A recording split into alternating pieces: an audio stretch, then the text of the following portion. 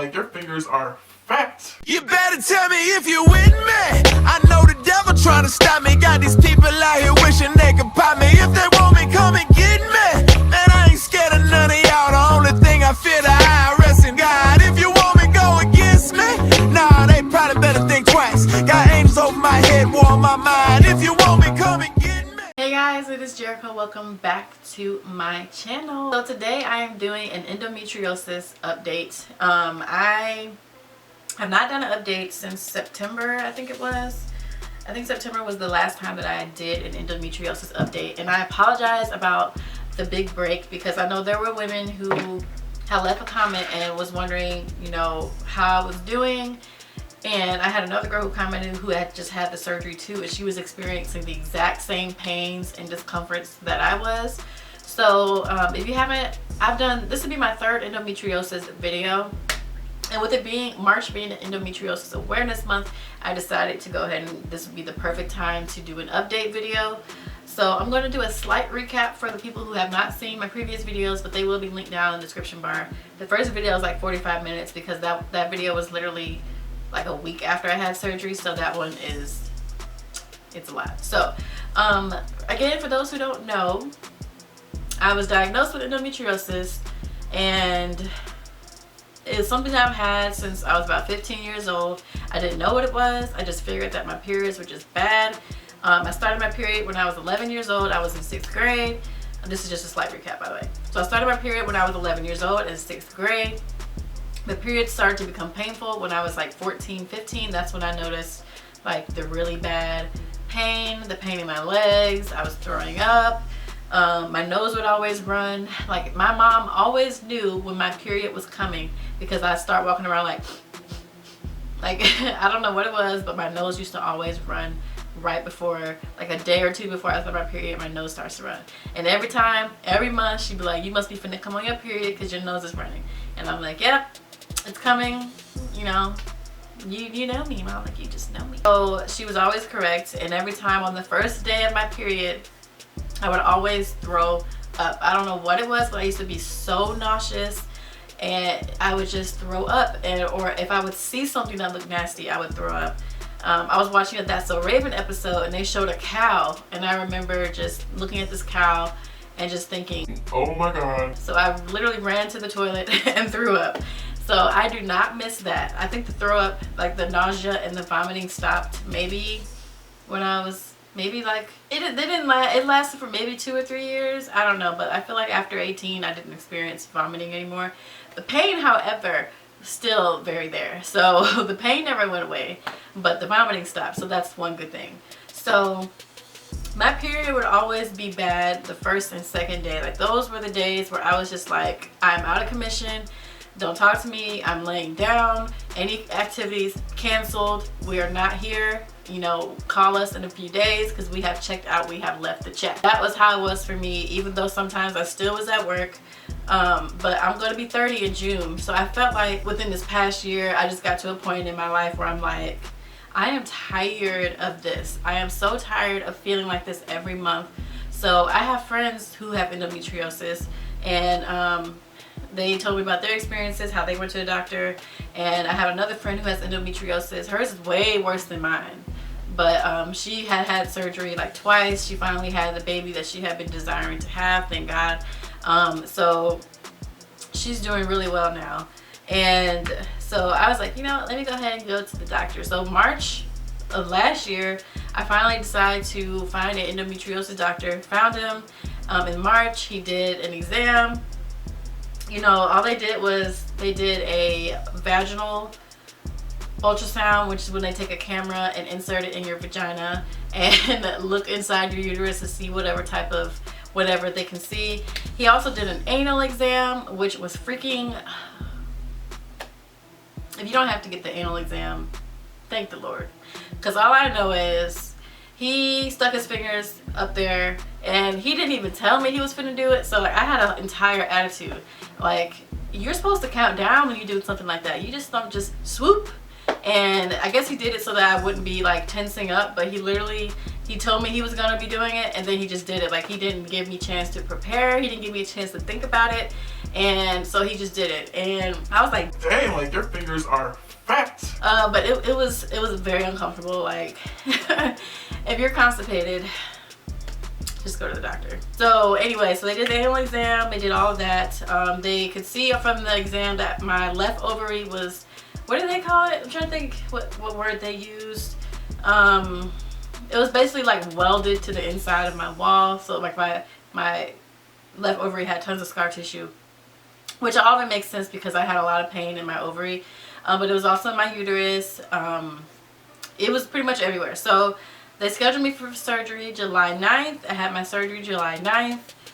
I talked about my recovery and all that kind of stuff in my other videos, so I won't go into extreme detail. But the recovery was absolutely insane. Like the first few days after surgery were horrible, but I already told you guys about all that. It was absolutely horrible. It's like getting a C-section, I can imagine, because you can't use your stomach muscles after. I needed help to the bathroom. I needed help to lay down. I needed help to sit up. I needed help to sit on the toilet. Like, I needed help to do everything. At any time, I had to walk bent over. Like, I could not, you know, walk. I couldn't stand up straight. So anytime I had to go to the bathroom, my husband had to help. He literally had to lift me out of bed, dead weight, because I could not use my stomach muscles because it hurt.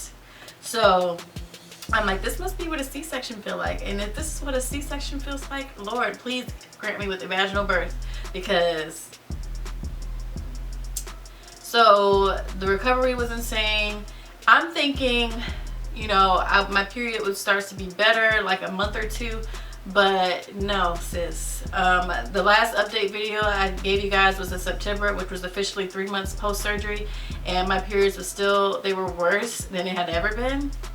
They were heavier and they were way more intense as far as pain. So I went from dull aches and numbing aches to sharp shooting stabbing pains. So, and then on top of that, it added stabbing pains in my bladder. So anytime I had to pee, I had this sharp stabbing pain that woke me up out of my sleep every single morning by like 7 a.m. because I always ate a bowl of cereal before bed. So by the time 7 a.m. come, like my bladder's full, I need to pee. Like it's just what I do every morning. I always pee. So, but every morning I got woke up out of my sleep because this sharp shooting stabbing pain wakes me up because my bladder is full, and I literally run to the toilet bent over holding my vagina. Even though it was bladder pain, it's like I felt it radiating down to my vagina at the same time. I'm like, what is this pain? And I was just wanting to call the doctor and be like, dude, did you nick my bladder or something and just sewed me back up and act like nothing happened? Because this is not a pain that I've ever experienced before. I ain't never been in pain urinating or having to urinate, so like, what'd you do? But that pain subsided in December. Thank you, Jesus, because there was no way I wanted to keep going through that. So the surgery was July. The stabbing pains, I think they finally stopped. Maybe it was like November. I don't think it was December, but it was a long time. That's a long time to go through those stabbing pains anytime you have to pee, because obviously as a human, you pee a lot. So just imagine having a stabbing pain every time your bladder got full. So it got to the point where it was like, you know, anytime I had to go to the bathroom, I had to go right then. Like, had to go. So there was no holding pee after this surgery, because trust me, you want to go to the bathroom because you don't want that stabbing pain. Anytime I felt like my bladder was partly full, I was going to the bathroom because I didn't want that stabbing pain. So here we are, March 2020, and I can finally say that my periods have gotten better. And I remember in my last video I said, Lord, like, I hope this next update I can finally say that my periods are better. They have definitely gotten better. December and January, my December and my January period were a breeze. Like, I hardly had any pain at all. And I was just like, Lord, is this how life gonna be for me? Like, am I really gonna have a period that I can barely tell is coming? Because before, anytime like a week before my period start, I would start getting that pain. That was a reminder for me. It's like, I don't even need no calendar, even though I do use a period calendar because I like to know exactly what day I'm supposed to come on. But I would always know when it was about to happen because I would start getting that pain, I would start getting that throbbing, and I'd be like, oh, I'm about to come on my period. So now it's got to the point where like I have like a pain but it's nothing that disrupts my life. Like this is the before the period I'm talking about. Like I still get like a small little notion of that it's coming, but it's nothing like how it used to be. My February period though, and this March period was it wasn't rough, but luckily though in February it was my off day, so I didn't have to really worry about anything. But this March period was kind of like, okay. I didn't really have much pain before my period, but once I came on, like the very first day, it was I had some pain. So let me just say that I had some pain. You know, I asked if I could leave early from work because I'm like, you know, I'm just in pain. I'm achy. My back hurts. I have a headache. Like, it was just one of those days. And I still have the 800 milligrams of ibuprofen that the doctor gave me, which I took, but I felt like it wasn't really killing the pain like it normally does. So I was just at a point where I'm like, I cannot be at work. I just want to go home. I just want to lay down. So I literally came home and just sat down. I ordered some pizza and I watched Desperate Housewives because I'm like, I just can't with life today. So March kind of threw me for a loop a little bit. But I'm like, maybe I need to talk to my husband because maybe I need to tell him, like, you know, maybe you need to not, you know, I don't know how to say this without it being super vulgar, so I'm just not going to say it. But I'm going to have to let him know, like, maybe we need to, like, slow it down because I'm starting to hurt a little bit. So this is my update. My periods have gotten better. The sharp shooting stabbing pains are gone from my bladder. Thank you, Jesus. But like I said, I have noticed over the past, like, 2 months, I do get, like, a sharp shooting pain out of nowhere. Here and there, I'll notice it. Like one day I was sitting in the kitchen eating a bowl of cereal and I just got this, like, it's like a shoo, and then it's gone. It's literally that quick, but it's enough to like make you stop what you're doing and be like, ooh, and then it's gone. So I don't know what that's about. That's new, but it's here and there. It's every once in a while. It's not something that's happening all the time. So I'm grateful for that.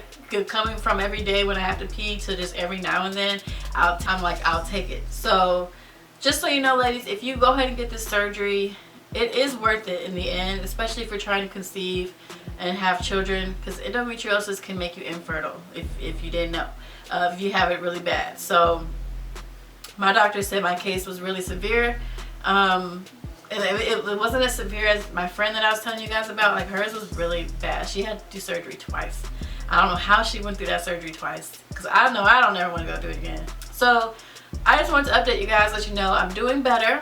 I'm alive. Obviously I've been making videos, but it's definitely a long, lengthy healing process. It's definitely not something that I knew was going to be months and months and months and months and months of pain, because here it is, March. So it's been, let's see, December, like July, August, September, October, November, December, January, February, March. So it's officially been 8 months since I've had surgery. March 9th made 8 months. So I'm still healing from this. I'm still feeling different types of pain from this.